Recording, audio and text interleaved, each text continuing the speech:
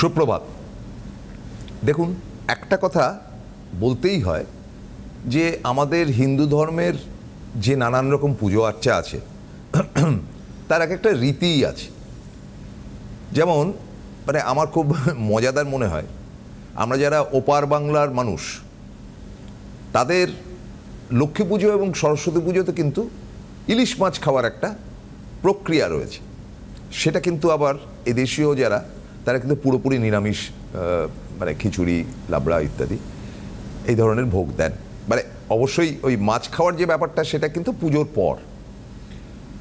তো নিয়মের নানান দিক থাকতে পারে, নিয়ম যারা তৈরি করেছেন তাদেরও নানান সিস্টেম থাকতে পারে। তবে এগুলো ব্রাহ্মণ্যবাদের যে কথাগুলো আমরা বলি, যেটা মানেও বটে, যে এখনো পর্যন্ত আপনারা দেখবেন যে কোনো বিয়েবাড়িতে, আমাদের হিন্দুদের যে কোনো বিয়েবাড়িতে যারা প্রধান রাঁধুনে থাকেন, প্রধান রান্নাটা যিনি করেন তিনি কিন্তু ঠাকুরমশাই। কেন? তার কারণটা হচ্ছে যে ঐতিহ্য যুগ যুগ ধরে যেটা চলে এসছে সেটার বাইরে আমরা যেতে পারি না, এবং সেটা মেনেও নি সামাজিকভাবে। এবং এই সামাজিকতার জায়গায় এই যে নানান নিয়ম রীতিনীতি আছে সেটা কিন্তু আমরা ভয়ঙ্করভাবে মানি। আপনি কি বলবেন না না মানার দরকার নেই, সে বলে হ্যাঁ কে মানবে? দেখা গেল যে জ্ঞানটা দিয়েছে সেও মানছে, যে জ্ঞানটা শুনেছে সেও মানছে। তো এটা ফ্যাক্ট। এবং যেভাবে যেভাবে এগোনোর ব্যাপারটা থাকে সেটাকে অস্বীকার করা যায় না, আমরাই মানি। তো আজকে আমরা যেটা আলোচনা করব, দেখুন আমাদের অতিথি দেবাচার্যজি তিনি প্রত্যেক অমাবস্যায় দুনিয়ার দিক থেকে অধিক হয়ে যায়। এমনকি জুলাই অগাস্ট মাসে প্রবল বৃষ্টি যখন পড়ে তখনও তিনি কিন্তু সোজা চলে যান তারাপীঠে অমাবস্যার দিনটিতে, এবং তিনি যজ্ঞ করেন। তিনি নিজে ব্রাহ্মণ সন্তান, প্রথম বলা ভালো। এবং ইদানিং যেটা করছেন বেশ কয়েক মাস ধরে সেটা হচ্ছে লাইভ টেলিকাস্ট করছে। সেগুলো তো আমাদের জানা, নতুন বলার কিছু নেই। কিন্তু আজকে আমরা জানতে চাইব, ফলহারিণী অমাবস্যাটা এবার পড়েছে শনিবার, একটা সাংঘাতিক একটা কানেকশন। তো এই ফলহারিণী অমাবস্যা কিন্তু অনেকের বাড়িতেও হয়। তো আমাদের প্রশ্নটা যেটা থাকবে দেবাচার্যজির কাছে, যে আমরা কি কি রীতিনীতি মানব, এক, আর দ্বিতীয়ত 5টি এমন ব্যাপার আছে যেগুলো আমাদের মানা উচিত হবে না। ভাই এটা তো একটা সাংঘাতিক ব্যাপার, কে মানবেন না মানবেন জানি না, আমি মানব। এবং তিনি উপস্থিত, দ্য গ্রেট দেবাচার্যজি, নমস্কার।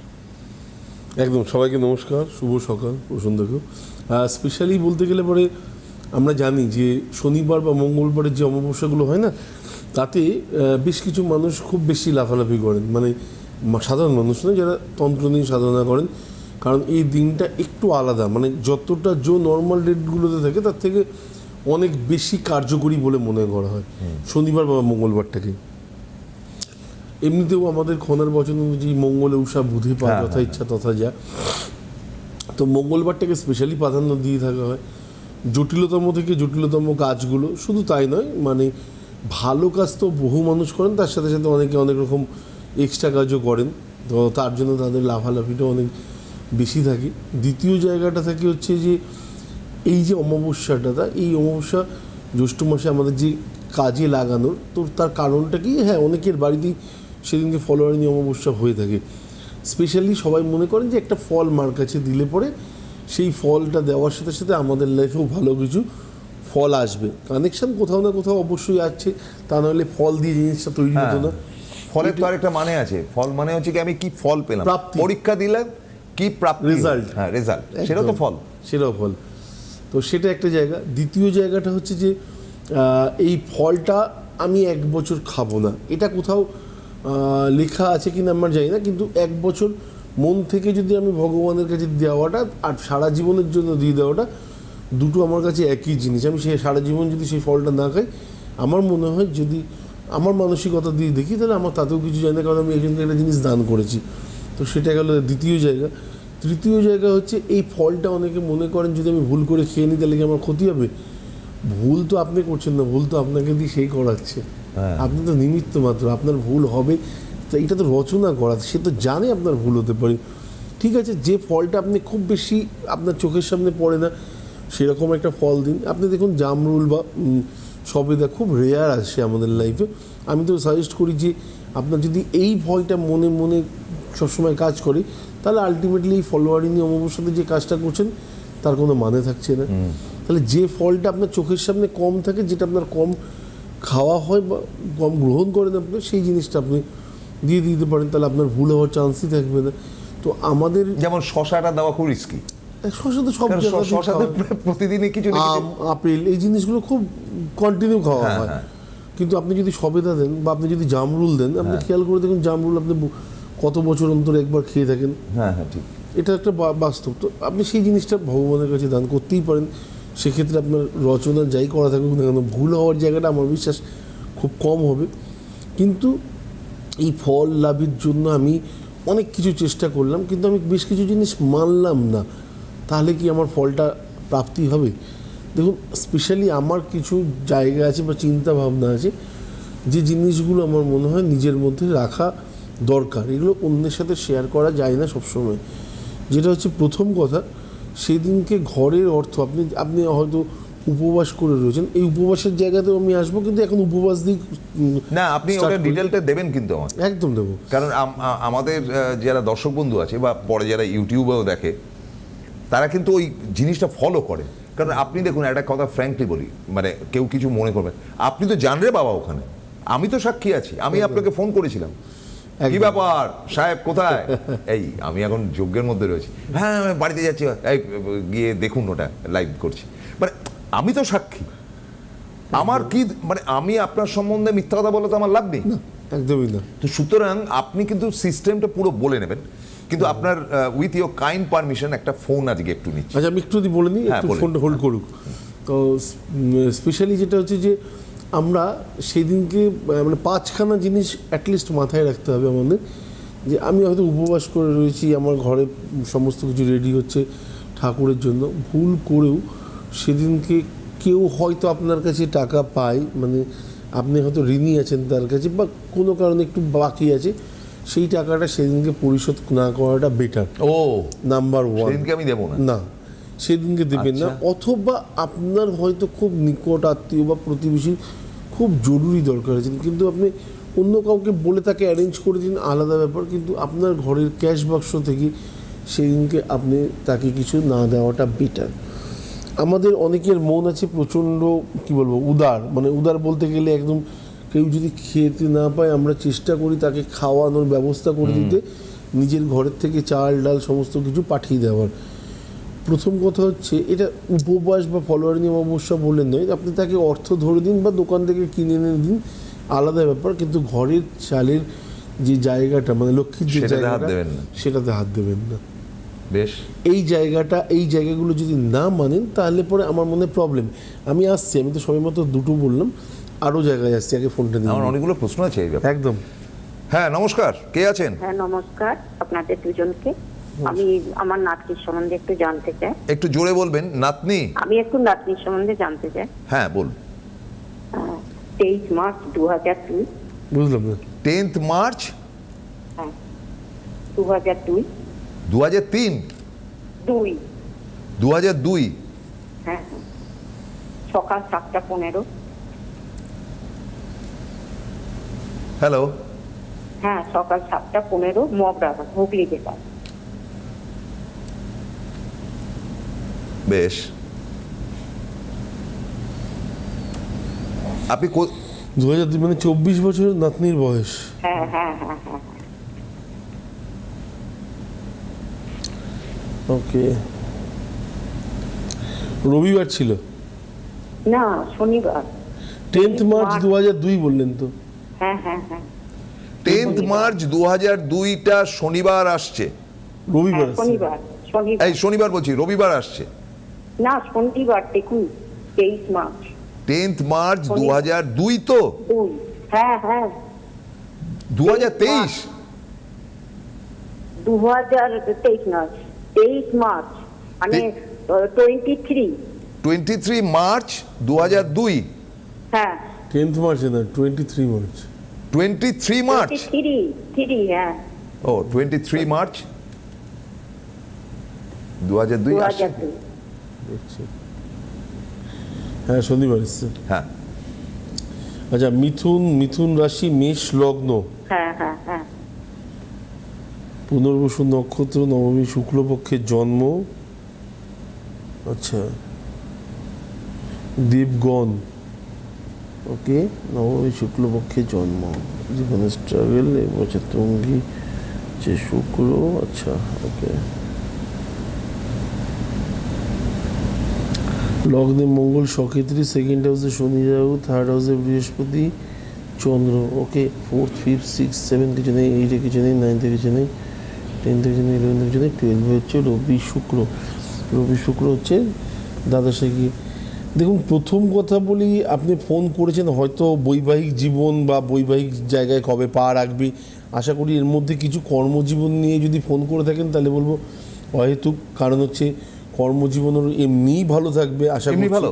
হ্যাঁ, এমনি ভালো থাকবে। ওর মাঙ্গলিক এমনিতেই আছে, লগ্নে মঙ্গল আছে, মঙ্গল সক্ষেত্রে আছে, মাঙ্গলিক দোষটাও। এডুকেশনটা কি বেশি না কম? কর্মযোগে আপনি তো চট করে কাউকে বৃহস্পতি চন্দ্র থাকলে মানে যোগটা সবসময় ঊর্ধ্বমুখী হয়ে থাকে না?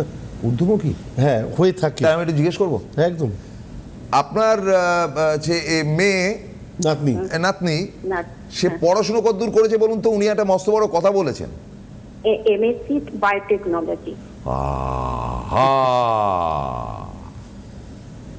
কিন্তু চাকরি এখনো এমএসসি পাচ্ছে না। বায়োটেকনোলজি। হ্যাঁ। নমস্কার। বললাম তো, আপনি পড়াশোনা বা চাকরি নিয়ে ওর ফোন না, করে না, দিয়ে না, আমার কাছে। উনি কি বললেন? চাকরি নিয়ে কোনো ইয়ে নেই। আমি বললাম যে চাকরি, না না না, উনি কি আমি বল চাকরি নিই। না না, দেবাচার্যজি কি বললেন? দেবাচার্যজি বললেন ধর চাকরি নিয়ে কিছু ইয়ে নেই। আমি বললাম নেই মানে? পড়াশুনো ঊর্ধ্বমুখী। এমএসসি মাইক্রোবায়োলজি, হ্যাঁ, মানে এই না, বায়োটেকনোলজি। বায়োটেকনোলজি, ওই একই ইঞ্জিনিয়ার। হ্যাঁ। তো এইরকম না, একটা, ইঞ্জিনিয়ার নয়, এটা মেডিকেল, দুটো পার্ট থাকে। আরে যাই হোক না কেন, ঠিক আছে, মানে আপনি এরকম একটা উচ্চশিক্ষিতা মেয়ের জন্য এই দেবাচার্যর অনুষ্ঠানে ফোনটা কেন করলেন? আমি করলাম, ওনার কথা খুব ভালো লাগে। উনি Thank you. যেগুলো বলেন সবাইকার মুখে শুনি, আমার ওনার কথা শুনি, আমি লাইন পাই না, Thank আমি you. শুনি আমার খুব ভালো লাগে, ভীষণ ভালো লাগে। মানে আপনার মনে এত হলো ভালো যে লাগে। আপনার কোয়ালিফাইড নাতনির উপযুক্ত ভবিষ্যতের এরপরে কি ব্যাপারটা নেটে- দেখার। হ্যাঁ, নেটেও কি চান্স পাবে? চেষ্টা করছে কিন্তু এই হচ্ছে না এই কোনো এই- কিছু। এই প্রশ্নগুলো একদম বৃথা মাসিমা। আপনি নিশ্চিন্তে থাকুন যে নাতনির ভবিষ্যৎ ফিউচার খুব ভালো। আপনি তো বলে দিয়েছেন। হ্যাঁ, আর কতদিন পড়াশোনা পরে পাবে একটু চাকরিটা? দেশের 10 জনের মধ্যে একজন হওয়ার মতো জায়গায় ও দাঁড়িয়ে থাকে। এর বাইরে আমি কি বলবো? উনি তো বলে দিয়েছেন, ঠিক আছে। সম্পর্ক দাঁড়ান একটু। রাখে না, এমনি খুব অবস্থা খারাপ। কবে পাবে চাকরিটা? আর নইলে ভিক্ষে করে অর্থনৈতিক খাওয়ার মতো। জন্ম সময়টা যেটা আছে না, জন্মতিথি যেটা আছে না, সেটা ওর লাইফে স্টার্টিংটা স্ট্রাগল দিয়ে শুরু করেছে। ঠিক বলছি আপনাকে কথাটা? হ্যাঁ শুনতে পাচ্ছেন আমার কথা? হ্যাঁ, শুনতে পাচ্ছি, বলুন। আচ্ছা, ওর লাইফে মানে স্টার্টিংটা স্ট্রাগল দিয়ে শুরু করেছে, এন্ডিংটা স্ট্রাগল থাকবে না, নাম্বার 1। নাম্বার 2 হচ্ছে আপনার নাতনি 10 জনের মধ্যে একজন হবে, এটা আমার দৃঢ় বিশ্বাস। ঠিক আছে, আমি সেদিনটা আপনার কাছে আমি যাব বা আনন্দের সহিত।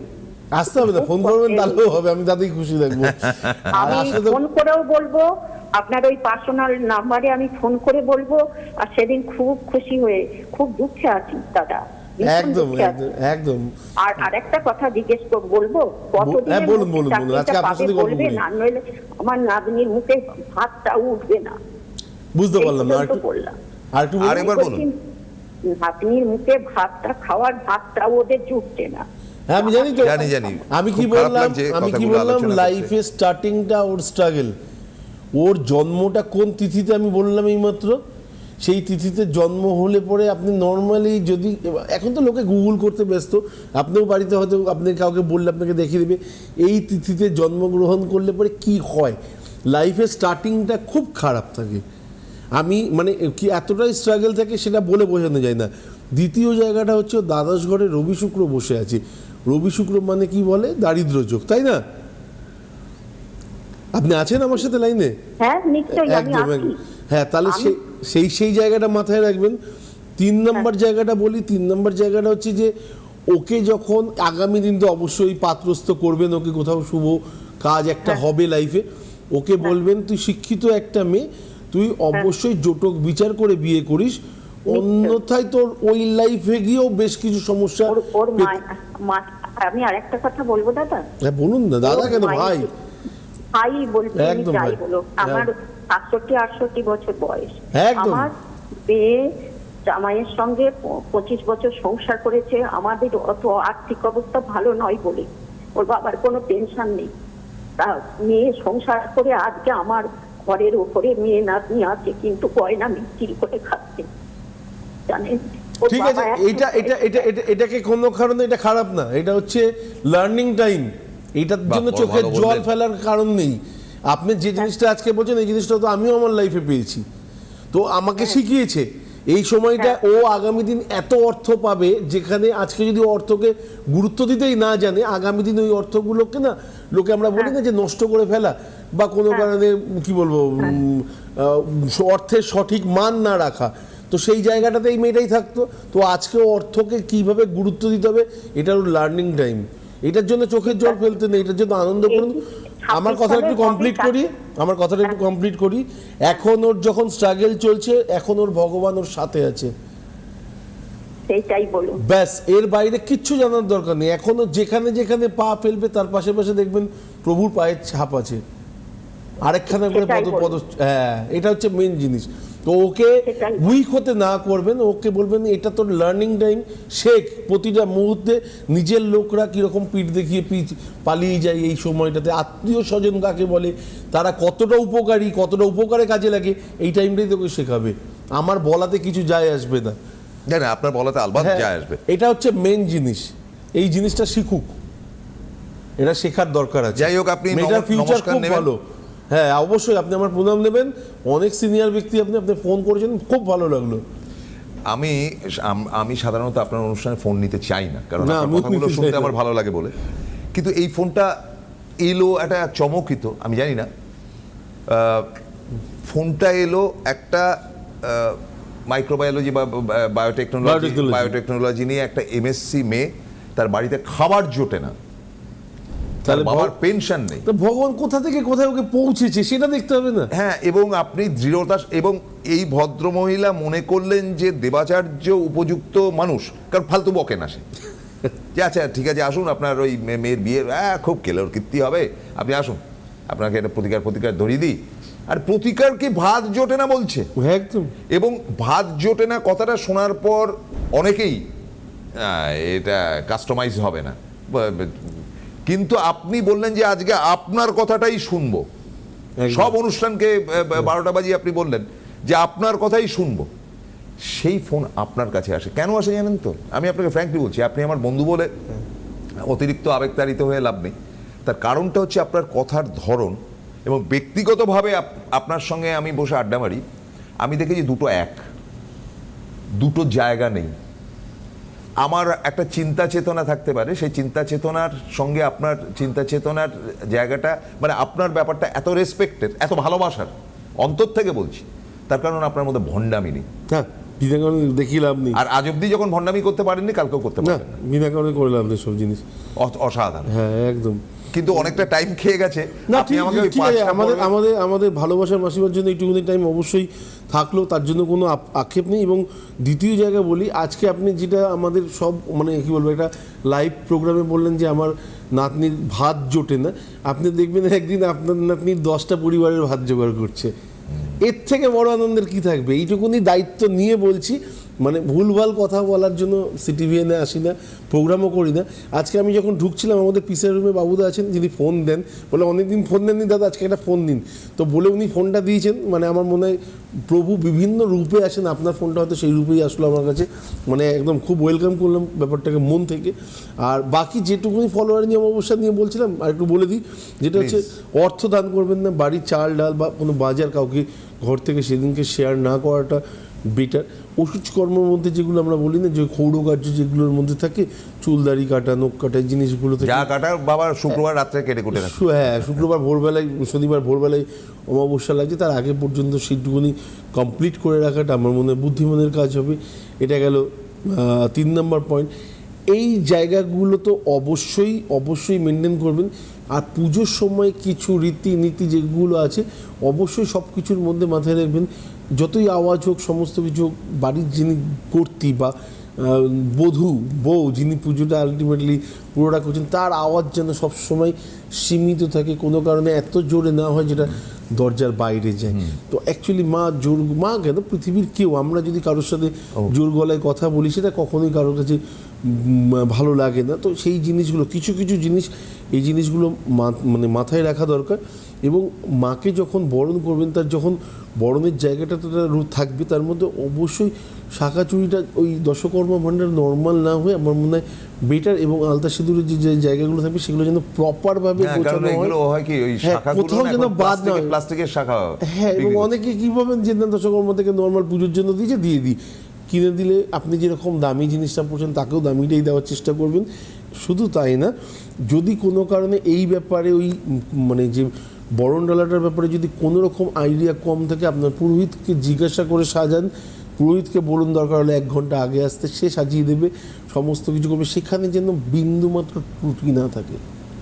এই কটা জিনিস মানুন, লাইফ অটোমেটিক্যালি 1 বছরের মধ্যে স্মুথ হতে বাধ্য। খাবো কি? যা খুশি, আমি যেটা উপোস বলছিলাম, অনেকের প্রবলেম থাকে, অ্যাসিডের প্রবলেম থাকে, এর প্রবলেম থাকে, ও প্রবলেম থাকে, সকালবেলা প্রেশারের ওষুধ খাওয়ার প্রেশারের ওষুধ আছে, অনেকে সুগারের ওষুধ খাওয়ার ব্যাপার থেকে, ভাতটা বাদ দিয়ে, খাবার বাদ দিয়ে আপনি যা খুশি খান, মা আপনাকে পাপ দেবে না, এইটুকুনি গ্যারান্টি আমার।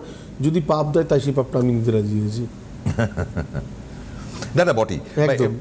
এবং মানে আপনি একেবারে প্রকৃতগতভাবে প্রথা অনুযায়ী যে কথাগুলো বলেন, ওর মাঝখানে আমি একটা প্রশ্ন করব।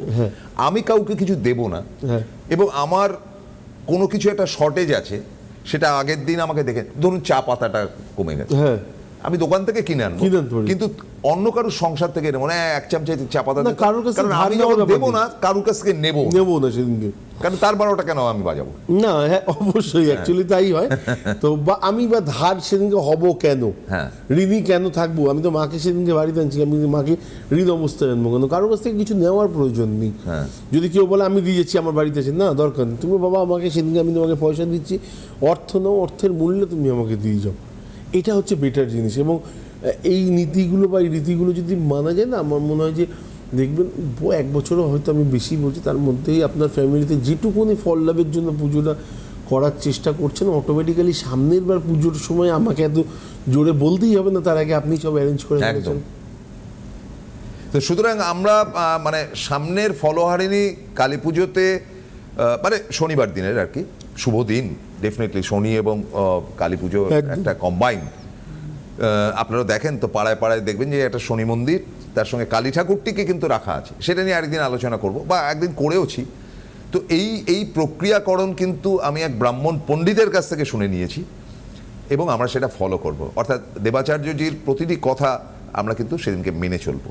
যাদের বুঝতে অসুবিধা হলো, ইউটিউব খুলুন, CTVN-এ যান, CTVN-এ পেয়ে যাবেন, আর লাইভ দেখাবার দায়িত্ব দেবাচার্যজি। আজকের মতো শেষ করতে হচ্ছে। নমস্কার।